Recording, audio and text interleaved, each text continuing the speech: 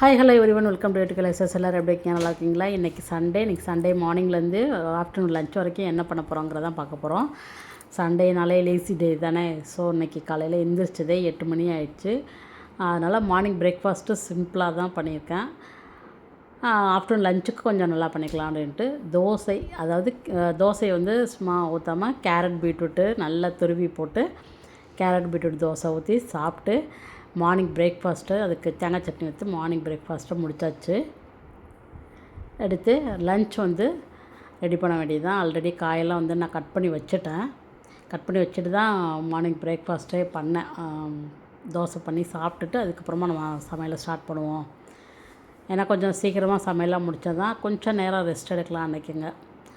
So இந்த பக்கம் சாதத்தை வந்து இறக்கி வச்சாச்சு. சாதம் வெந்துருச்சு. அதுக்கப்புறமா இன்றைக்கி வந்து பூண்டு குழம்போட ரெசிபி வந்து ஆல்ரெடி நான் வந்து போட்டிருப்பேன். அதனால் இன்றைக்கி வந்து ரொம்ப டீட்டெயில்டாக போடல. இன்றைக்கி ஆனால் பூண்டு குழம்பு தான். பூண்டு குழம்பு, கோவக்காய் பொரியல், கொத்தவரங்காய் புளிக்கறி. இதில் வந்து கோவக்காய் பொரியலும் போட்டிருப்பேன், ஆல்ரெடி ரெசிபி போட்டிருப்பேன். பூண்டு குழம்பும் ஆல்ரெடி ரெசிபி போட்டிருப்பேன்.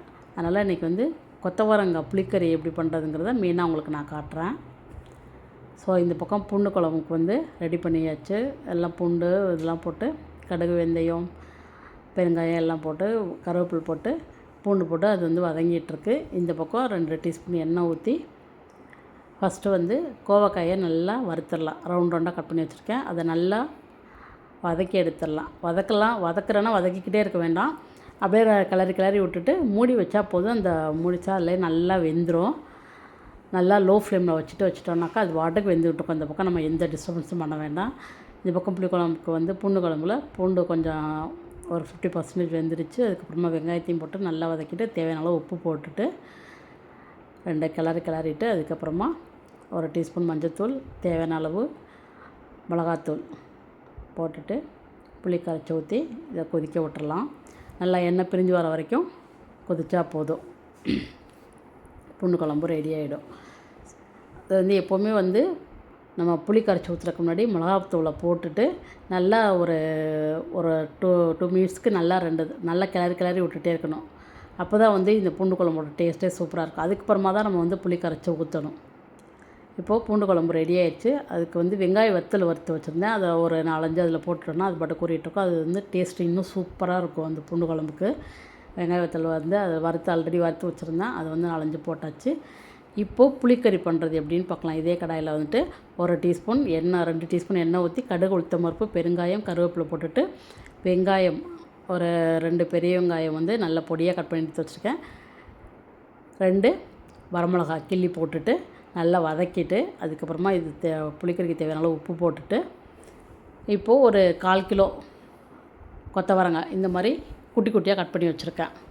சாம்பாருக்குன்னா கொஞ்சம் பெருசாக கட் பண்ணுவோம் இல்லையா, அந்த மாதிரி கட் பண்ணாமல் பொரியலுக்கு மாதிரி குட்டி குட்டியாக கட் பண்ணிவிட்டு அதை ஒரு 5 நிமிஷம் நல்லா வதக்கிட்டு அதுக்கப்புறமா 1 டீஸ்பூன் மஞ்சள்தூள், இதுக்கு தேவையான அளவு மிளகாத்தூள், நான் வந்து ஒரு 2 டீஸ்பூன் மிளகாத்தூள் போட்டிருக்கேன்.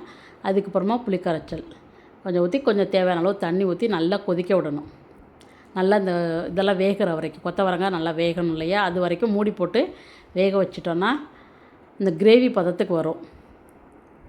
அது வரைக்கும் அது நல்லா கொதிக்கட்டும். இப்போ இந்த பக்கம் மஞ்சள்தூள் போட்டு கொஞ்சம் 2 கிளறிட்டு இப்போது இந்த பொரியலுக்கு தேவையான தேங்காய் பூவை சும்மா போடாமல், பொரியலுக்கு தேங்காய் பூவை சும்மா போடல, அந்த மாதிரி போடாமல் கொஞ்சம் 1 டீஸ்பூன் ஜீரகம், தேவையான அளவு தேங்காய், 2 வரமிளகாய் போட்டு குறப்பாக அரைச்சி எடுத்துகிட்டு இப்போது 2 டீஸ்பூன் எண்ணெய் ஊற்றி கடுகு, உளுத்தம் பருப்பு,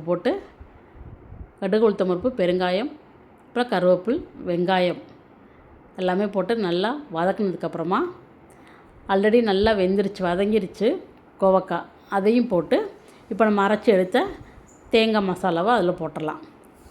ஜீரகம், 2 வரமிளகாய், தேங்காய் இது 3 போட்டு குறப்பாக அரைச்சி எடுத்துட்டோன்னா அதில் போட்டு 2 கிளறிட்டோன்னா கோவக்காய் பொரியல் ரெடி ஆகிடும்.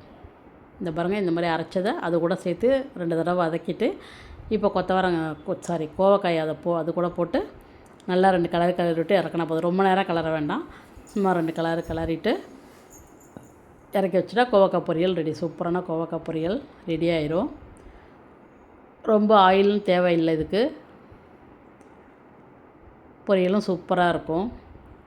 இப்போ கோவக்காய் பொரியல் ரெடி ஆயிடுச்சு. இப்போ புளிக்கறியும் ரெடி ஆயிடுச்சு. எங்கள் ஊர் சைடு புளிக்கறின்னு தான் சொல்லுவோம். இந்த கத்திரிக்காய் புளிக்கறி, அந்த புளிக்கறி புளி ஊற்றி வைக்கிறதெல்லாம் புளிக்கறி அந்த மாதிரி தான் சொல்லுவோம். இப்போ கோவக்காய் பொரியல் எடுத்து வச்சுட்டு புளிக்கறிக்கு வந்து இப்போ வந்து இந்த கிரேவி பதத்துக்கு வந்துச்சா, இப்போ வந்து 1 டீஸ்பூன் கூட்டு மாவு, அதாவது பச்சரிசி மாவு அரைச்சி வச்சுருப்போம் இல்லையா, அதை தூவி இறக்கிட்டோன்னா, அதை தூவி 2 கிளறிட்டு இறக்கிட்டோன்னா அந்த கிரேவி பதத்துக்கு வந்துடும். இது கிரேவி மாதிரி தான் வைக்கணும். புளிக்கறிங்கிறது கிரேவி மாதிரி தான் இருக்கும். ஸோ இந்த மாதிரி 1 டீஸ்பூன் பச்சரிசி மாவு தூவி நல்லா 2 கிளறிட்டோன்னா அந்த கிரேவி பதத்துக்கு வந்துடும். இதுதான் கொத்தவரங்காய் புளிக்கறி. இப்போ சாதம் ரெடி ஆயிடுச்சு, கோவக்காய் பொரியல் ரெடி ஆயிடுச்சு, கொத்தவரங்காய் புளிக்கறி ரெடி ஆயிடுச்சு, அப்புறம் வந்து பூண்டு குழம்பும் ரெடி ஆயிடுச்சு.